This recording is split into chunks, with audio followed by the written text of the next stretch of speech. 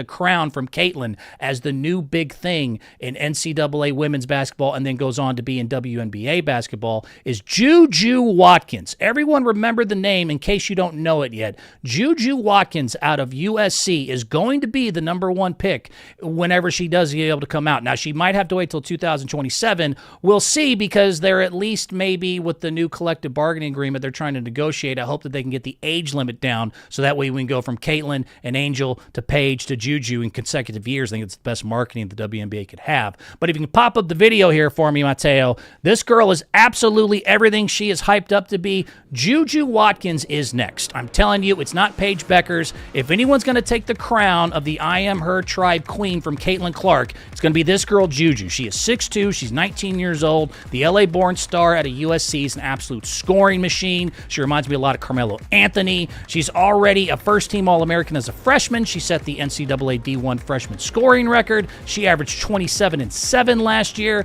She's the first woman ever signed to Clutch Sports under LeBron James and Rich Paul. She already has a Nike shoe deal, a Gatorade deal, AT&T and Wells Fargo. She's tough. She can score inside, outside. Again, very Carmelo Anthony in the way that she can do all sorts of different things on the court, and just a one-on-one nightmare, can body it, can shoot. Juju Watkins is up next. She, to me, is going to be the bigger deal. A lot of people are going to talk Paige. I'm all about Juju. I think she's the next big thing, and the one that really could actually be the bigger star in a couple of years when she shows up and Caitlin's really taking over the WNBA. However, because that is great and I'm all happy for it, there is one thing I will not allow y'all to do, and if you can hit this picture here for me, Mateo, I'm calling this, do not make this bad juju. Please do not do this when we try to, because here's the thing with this whole situation when it comes to Juju and Caitlin. You're going to hear this a lot over the season.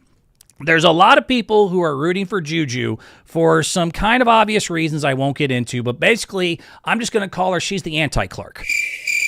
She's the anti-Clark for a lot of different reasons that I'm not going to get into that really aren't that important. But the fact is, and the point is that people are really going to start cheering for Juju this season.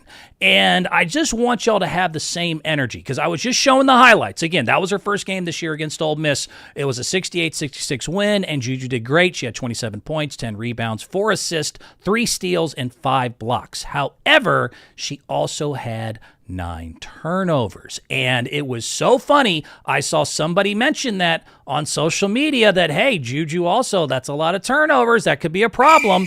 And lo and behold, a lot of you same people who went out of your way to try to piss on Caitlin and say, oh, she's a turnover machine and everything else, suddenly you understood the argument of when we said it's really not, in the big scheme of things, that big a deal. Suddenly people are going, well, you got to remember, I mean, she has the ball most of the time. And I mean, look at the numbers she's putting up, and they still won the game. You know, turnovers are important, but they're not that important. How dare you? No.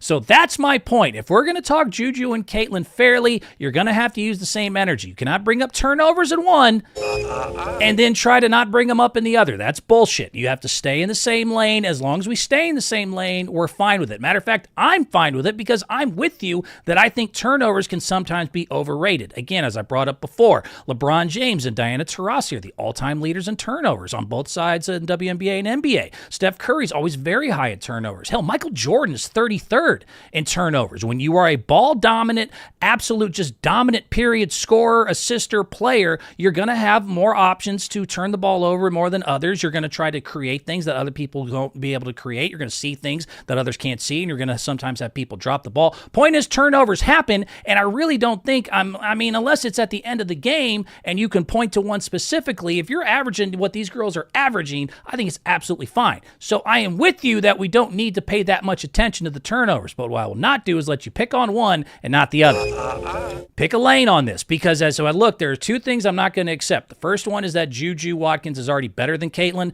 That's the other thing. Y'all are going to have to stop with that shit, as the numbers here show you. Juju in her first year averaged 27, 7, and 3.3 assists. That's a very good job. However, she is not already better when you look at Caitlin's numbers her last year in college, when she was averaging 31.6, 7.4 rebounds, and 8.9 assists, way more than Juju Watkins did her freshman year. Matter of fact, also shot in her entire career better from the field and three-point percentage so far than Juju has. So you cannot say that she's better already. That's bullshit. And the other thing that you cannot say is I'm going to bring up turnovers for Caitlyn. I'm going to do it all year and just complain about it, point it out because it's the only thing I have, and I'm going to cling to it. But then when Juju does it, as you can see, they average almost identical turnovers. I'm going to suddenly make a big deal or not make a big deal and act like it's really nothing. And actually, you got to understand that they have the ball a lot, da-da-da-da-da. If you want to do one, do the other, that's fine. If you're not going to do one and then pick on the other, though, that's bullshit.